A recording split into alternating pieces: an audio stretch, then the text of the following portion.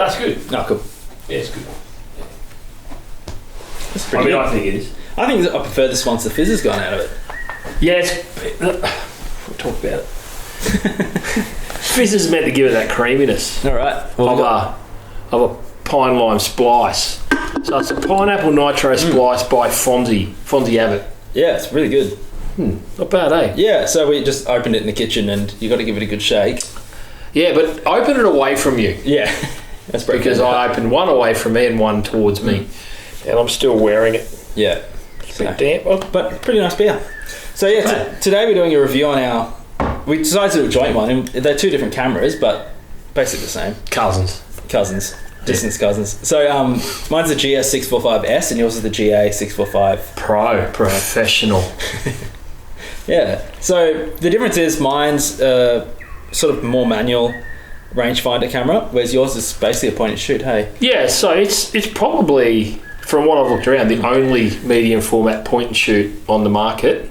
And you can override some things. You can set the ISO, but we'll talk about that in a minute. But yeah, it's effectively you can use it as a point and shoot and get a bigger negative, which is a bit of fun. Yeah, that bit. You've got the wide, haven't you? Yeah. So my lens is a 60mm f4, and so is yours, hey? Mine's a 60mm f4. Yeah. But they called that the wide. Yeah. Because there was a Z as well, which was a zoom, ZI. Yeah. And then this one's not foldable, so this one's got this weird little bull bar at the front. There's a GS645 without the S at the end that is foldable and folds down, which is really cool as well. What's the bull bar for? It's to protect it. So when they did development, they noticed that the lens was a little bit fragile. So you can see on mine here, I've put a bit of tape, and that's just because it's just lifts a little bit on the edges, which apparently is really common.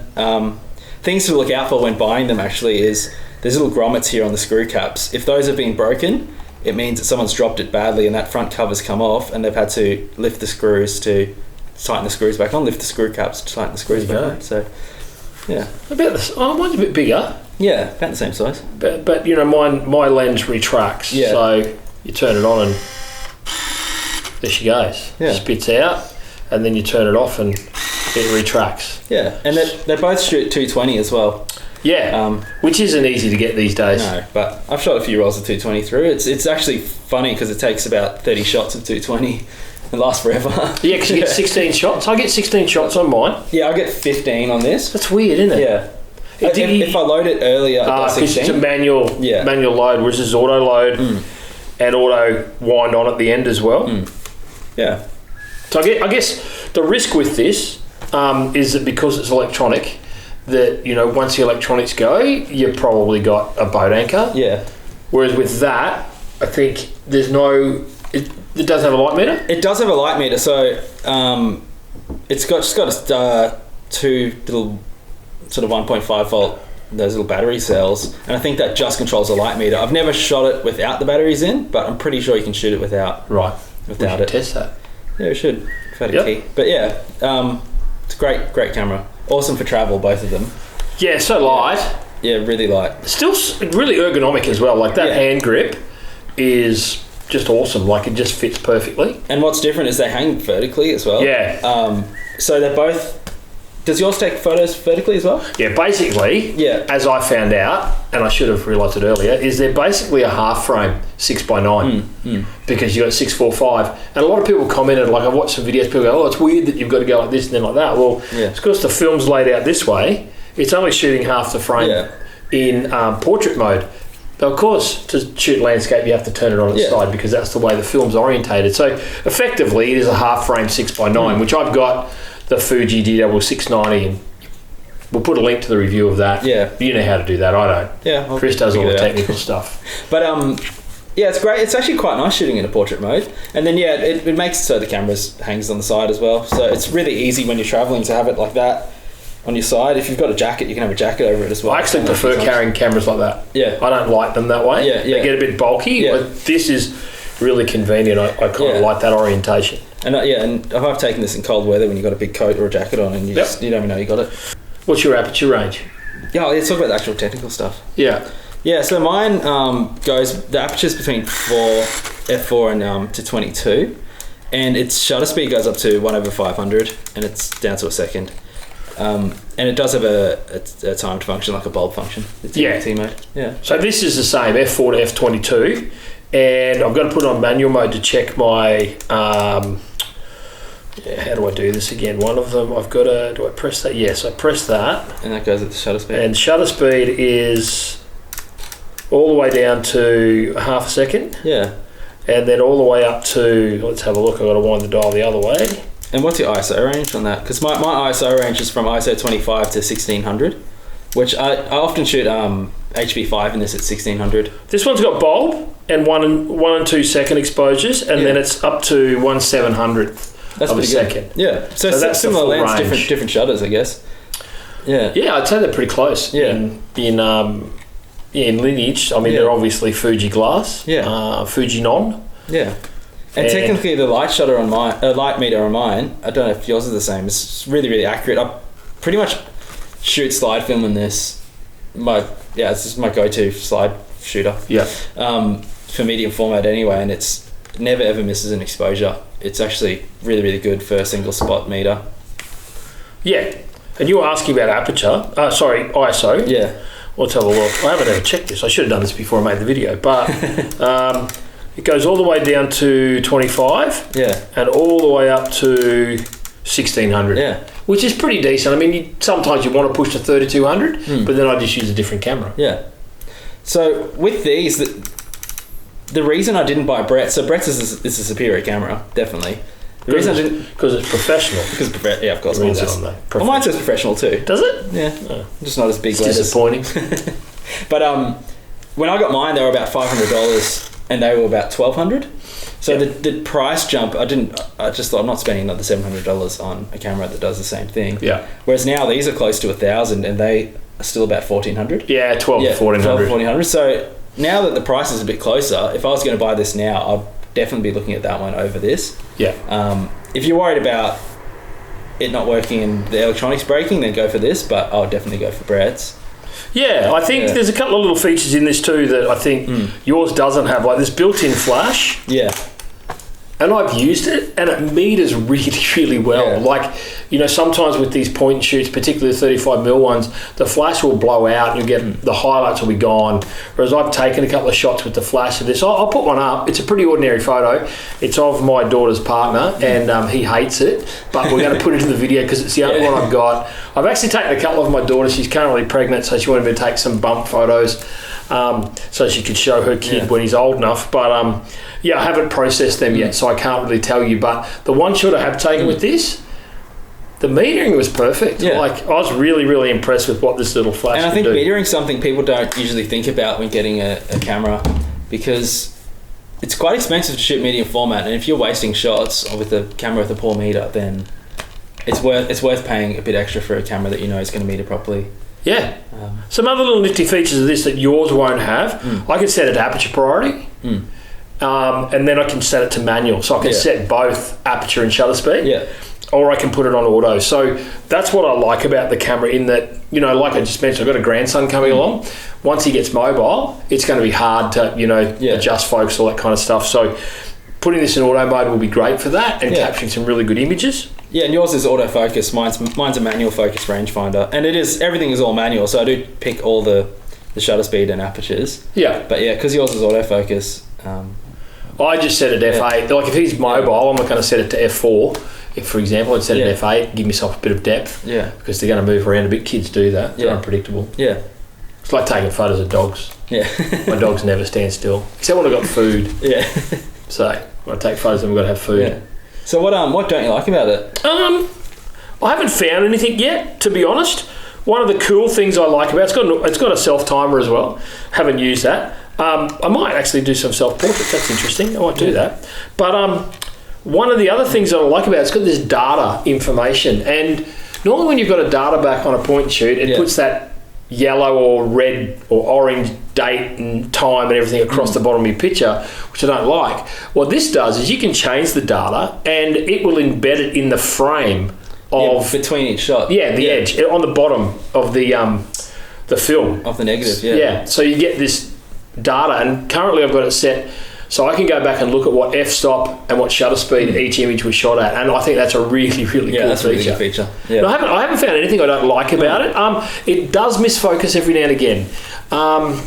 Like a lot of focusing systems, I think if you're trying to focus on a really flat surface, it can't pick up. So if I was shooting at this wall, for example, this white, it would struggle. And so there's a couple of frames that I've shot where I've missed focus because it's gone, and it tells you in the viewfinder, it's gone infinity, and I wanted the thing closer in focus, or vice versa. So I've now learnt to keep an eye on that. Yeah, it's actually a Time magazine photography winner. Photo winner. Wow. The one of the photos of the Twin Towers when the plane just hit was taken with that. There was a professional photographer walking to a lab to get film developed and saw a plane coming and quickly turned it on, took that photo, and that was it. Right. Yeah. Oh, you can set this to manual focus as well. Yeah. I just remembered that. Yeah. And it's got EV. So you can plus and minus, got your ISO, and you can plus and minus and adjust for backlight, whatever you want to do. So I think it's a really versatile camera. So you don't have any negatives with it? The focus thing is a bit of an issue. I'm concerned about the electronics given the age of the camera. Yeah. It's a 90s camera, so that concerns me a bit, but you know, I won't tell people I got this for an absolute bargain. And so that doesn't worry me too much. Yeah. But I'd be sad if I lost it. It's become my favourite carry-around camera. Like, I'd rather shoot medium format, point and shoot, than 35mm. Yeah. Chris and I have discussed that before, that we hate shooting 36. Yeah, it takes too long. So this 16 shots is a nice balance. Yeah. I still like my 690 with its 8 shots. But, and the other thing is I bought a lens cap for it. And so over the last fortnight, I've wasted 5 frames. So that's the other thing I hate about it. Because I'm looking through here and going, oh, that's perfect. Line up, bang. And then I'll turn around and go, oh, damn. So I'm just going to get a clear lens filter on it so that then I don't have to worry about it. I may have a 49 for you, actually. Oh, cool. That'd be awesome. That's my go-to. I had a lens cap with this, wasted a few shots. Yeah, no. And then I bought. That's the only other thing. There's 2 negatives. Yeah. Other than that, I think it's great. I like and we'll show this obviously in close-up, I love the little buttons where you press to release, I think that's wonderful. Yeah. It's so easy to load and so much easier than, like my Kiev 6C, which is a bit of a pain, and even the GW690. And you've got the same on yours, right? Yeah, same thing. Pops out the bottom. I don't have any negatives to this camera. The only negative I think is, and it's a weird one, is it's gone up so much in value since I bought it that I partly wanted to sell it just because I'm like, I can make a good profit on it, but I don't think I want to. It's such a good travel camera. Like, I've taken some really good shots with it, and I love it. Yeah. Well, so do you want to show? We'll show some of the shots. We'll go through some photos. Yeah. Yeah. So actually, mate, the first day I had it, I had to go out and shoot. Like, I bought it on a Saturday, and I'm like, Chris, we got to go out. So we went out the next day down to Pinkenbar, which is at the arse end of Brisbane. Like, you go all the way out to the edge of Brisbane, and it's right there on the river. Airport. And then I saw that Telstra phone box in amongst the grass, and I'm like, I just got to take that shot. And I just like how it's rendered the colours, and the lens is really sharp. Yeah, I think... And that's on some Velvia, hey? Yeah, it's all slides Velvia. I just really like what it's done, in terms of the colourings and everything that it brings out. I think it's done a really good job. The camera's done a great job. Yeah. I've got this shot here that's in Melbourne walking over a bridge. That's just on some Ektar. And I remember thinking, I wonder if this will... Pretty sure it's Ektar. I wonder if this will get the sunset properly and not overexpose or underexpose, and it allowed me to hit it perfectly. Yeah, that's a gorgeous shot. Yeah. Yeah, I've got this one of the... Because we're in lockdown and planes aren't flying anywhere, we happened upon a couple of big Qantas jets that were parked and in deep storage, and I just love that storm was coming across, and we're trying to race the storm and get the light and the red tails against that dark background. Again, the sharpness of the lens, it's metered it really well. It's probably a tad under, but that's because we're using expired film. Yeah. And it's hard to know exactly what to meter that for, but I really like that shot as well. And this one here is one of my favourite shots on Ektar. It's just of a sunset looking through the bougainvilleas over the city, and this is a really good shot. The same thing, I just sort of did infinity focus and did what the shutter light meter said, and that's what came out. Yeah, that features in the 4000 zine volume 1. Yeah. It's beautiful. It's a really great shot. I love that shot of yours. Excellent. So this is one for the flash. This is, I guess you'd call him my son-in-law. This was on his birthday. He's wearing some headphones that we bought him, and that was the ribbon that was tied around his present. He hates this photo, but just wanted to show it as an example of how the flash and how the camera meters for the flash. I think it's done an excellent job, and it hasn't washed out or blown out the highlights at all. I think it's really done a really, really good job. Yeah, the focusing on this here, you can see it focuses back down to a meter, to infinity, so it's not too far away. This is exactly a meter away, and it's done a pretty good job. It's sharp, and the depth of field's really nice too. So this is one of a sunset on the Brisbane River, and it's interesting. I put two side by side because I had it metered at 100 because we're shooting expired film, and you get this really golden glow and the dark silhouette. And then Chris was like, no, drop it down to 64, it's expired film. So I did that, and you can see the difference. Now, it's not that it's really done a horrible job, but it's probably overexposed for what I was looking for, and you lost those golden tones. Just shows you the difference between, one stop of exposure, what it can actually do. Yeah. And I think you've got one there to compare with as well. Yeah, so here's my shot, which is shot at 64 ISO. So that's why I've shot this roll before, Brett hadn't, and I said, this film's expired, I shoot mine at 64, you should shoot yours at 64, and he did, and I was wrong. For some reason, his stock was, I guess, better than mine. So, yeah, here's mine exposed perfectly and well timed with the plane, and it's a nice little shot. Yeah.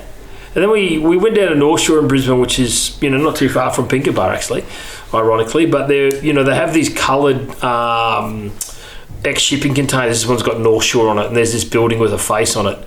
And we took similar shots because obviously we're together. And again, I think I shot this one at 100 ISO as well. Yeah, I did. Yeah. And the camera's just done a beautiful job, like those blues, the gradient fade up to the top of the frame. I think the camera just does a great job of metering, and I had that fully on auto. None of this was done in any kind of manual or aperture priority. It was all purely automatic.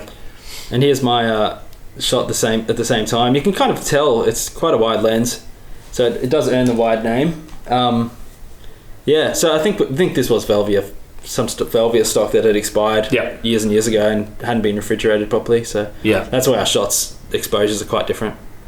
I'll just show one more, and same day, because I haven't shot a lot of rolls through this. Probably put about half a dozen rolls through it so far. This one here of the corners of the four coloured shipping containers. I just chose this one simply because of the way it renders colour. I think it's really faithful to what was there on the day. This is during golden hour, so you can see there's a gold tone to the white roller doors, but the richness of the colours, and that's to do with the film stock as well, I know, but I think the camera does an excellent job, and again, the tack sharpness of the lens. I can't fault the camera. I love it. Yeah. I've got a couple more shots here, and the running theme with them is that they've all been photos I've taken when I've gone for a walk or I've been travelling, and that's just because this camera is so light and easy to carry that some of these shots have just been, pretty much from the hip. I've just picked it up and taken a photo, and that's the scene I've gotten. And most of my cameras aren't like that because most of them are so big I have to take them out for a reason. So I really enjoy this camera. I think it compares really well. Like, we've both got the F5. Yeah. And I know you've done a review of the F5. Yeah. To me, it compares favourably with the F5 because the F5's got, particularly for my instant, like you can run an F5 like a point and shoot as well. Yeah. But the versatility of the F5, you've got all the overrides. You can get aperture priority, you can get full manual. You can adjust your ISO. Yeah. Very similar, except for obviously the aspect ratio of the frame. But yeah, I think that's probably the 35mm equivalent to me. Like, the auto winding on, all that kind of stuff. It's reliable, and you can take it, and if there's something important you want to shoot, you can use it and not have any concerns. Yeah, and if you want to get arty, you can override everything. Yeah. But if you just want some quick snapshot at a party or, you're out travelling with people. I know when I travel with friends of mine, I don't want to be that pain in the arse that goes, hey, can you give me 15, 20 minutes here? Yeah, where's my light meter and where's... Yeah, exactly.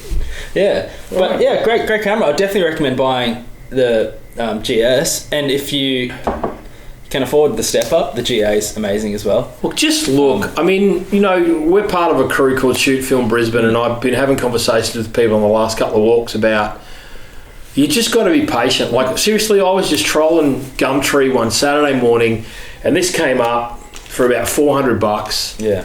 And it had been up for about 10 minutes, and I went, boom. I contacted the guy. He got back to me.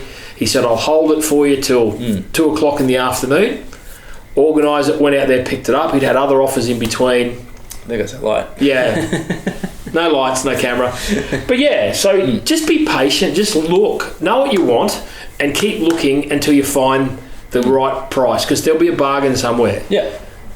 And I mean, these sometimes come up. I got mine from Japan in mint condition, and I think it was about 550, 500. It's probably close to 600 delivered with postage. But yeah, these do come up every now and then from Japan for 600, 700 bucks. But lately they've been close to 1,000, a bit over 1,000. Yeah. So it depends what you're looking for, really. Both excellent cameras, both serve different purposes, I guess. And look, you know my opinion of the 690. Yeah. If you've watched the review, if you haven't, there'll be a link somewhere. Yeah. And I love, like, this Fujifilm glass is so good. Yeah. I just love them. And they're both rangefinders, which is odd because I grew up with SLR 35mm. And I love an SLR, but apart from the lens cap issue, I'm loving them. That being said, I've got a few other rangefinders that I've actually just sold one recently. This is a really bright rangefinder here. Yeah. I find this, I never really miss focus with these, mainly because I take a lot of landscape shots, but with my other rangefinders I always missed focus, and this has a really nice big rangefinder patch that it's quite easy to focus with. Yeah. Love them. Awesome. So with last week we had a competition going. We'll contact the person that won, and I'll probably put it in the description below as well. Yeah, thanks to everyone that commented and subscribed. We got quite a few subscribers from it. We'll put together a film pack. Like we said, there'll be an FQ100R, which I just saw some on eBay the other day, ridiculous prices. So we've got a roll spare of that. We'll throw in bits and pieces. I've got some Elite Chrome at home. Yeah. Chris has got some stuff. We'll put a bundle of 4 or 5 films together and we'll post it out to you. And thanks again for liking it. Thanks for subscribing. Comments are great. It gives us someone to talk to, and gives us some feedback on what we're doing. If you don't like what we're doing, let us know. If you do like what we're doing, let us know. Yeah. If you've got any questions, someone asked for a review of the GS. So here you are, and we got a GA in there as well. So just ask us if you want us to review something, and let us know. Yeah. And I think if you bought either one of these, you'd be happy. I wouldn't necessarily upgrade to that. Because I'm so happy with this. Yeah. And same if I had that, I wouldn't not downgrade. I wouldn't move across to this. Yeah, wouldn't go and buy one up. Yeah, because they both serve different things, and they're both great cameras. Yep. Yeah. Awesome. All right. Thanks. Cheers. I'm empty. No, I'm not. That's how good it was. I drained it. Awesome.